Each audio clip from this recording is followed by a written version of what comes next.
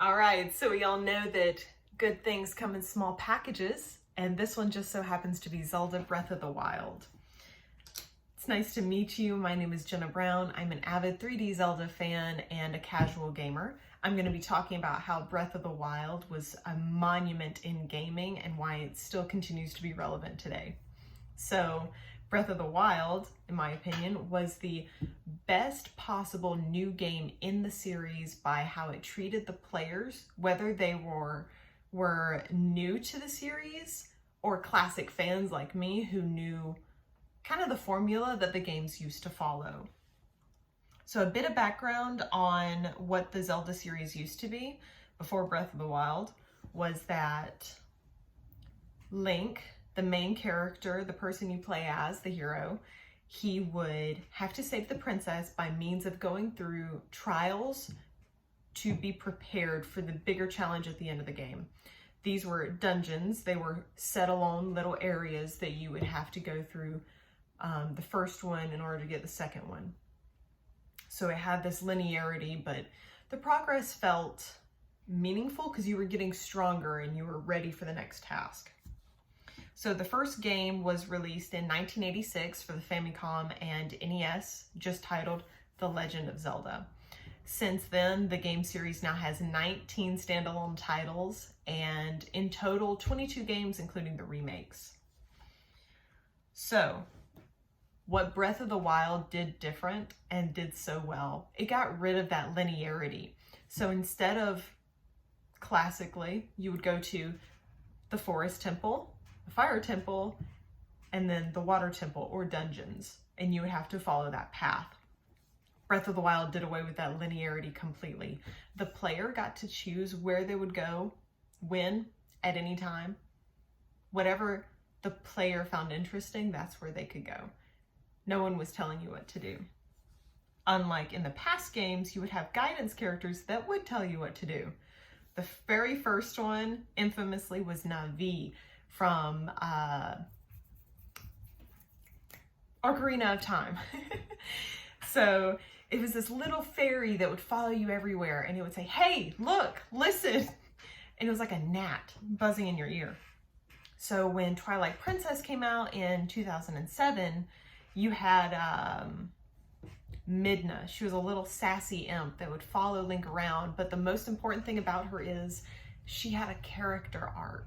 You got to see her personality develop and become more passionate about other cultures and wanting to save eventually the whole world, not just her race, over the course of the game. And then next you had Fi. I'm not sure how to say her name, but she was a robot that led the player through the game in steps, and it was very impersonal and it felt almost demeaning to the player's intelligence. The best thing about Breath of the Wild, it didn't have any linearity, it didn't have any guidance. The only thing that led the player through the game was their own sense of urgency and traveling along to see what they thought would be interesting to explore and to challenge themselves with next. So one of the things that aided in this was the weapon system. If you were in the middle of combat, you had a few weapons in your arsenal and they would break during the battle. The purpose of your weapon breaking was so that you would explore the land looking for more powerful, more durable weapons to fight with. Also, there was voice acting. In all of the previous Zelda games, it was like voice acting was outlawed. Link would never speak, and that was an ongoing joke. But to be more accessible to newer players, Breath of the Wild introduced voice acting so that the players weren't just reading line by line blocks of text. This voice acting gave life to the characters, as well as being accessible by voice acting. It also taught the players how to play the game and come up with solutions to puzzles that made the player seemed like they discovered something new. It was their idea. No one had to tell them what to do to overcome the situation. It made the player feel so smart. Even if you don't really play games, one of the best things about Zelda is that when there was a prompt to press a button in the game, it wouldn't just say like press A, it would show the whole button system so that you wouldn't have to switch your gaze from looking at the screen to the buttons to figure out where you were going, or possibly press the wrong button and lose a battle because you did that. So one of the videos on YouTube by a creator called Resbutin, he did an experiment with his wife who does not play video games in his video titled What Breath of the Wild is Like for Someone Who Doesn't Really Play Video Games. And he said, quote, "She didn't ask questions like, why isn't this working? Because almost everything she tried worked.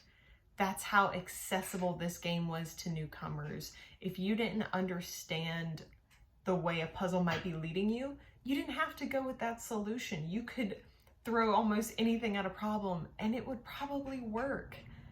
And that made players feel incredibly resourceful.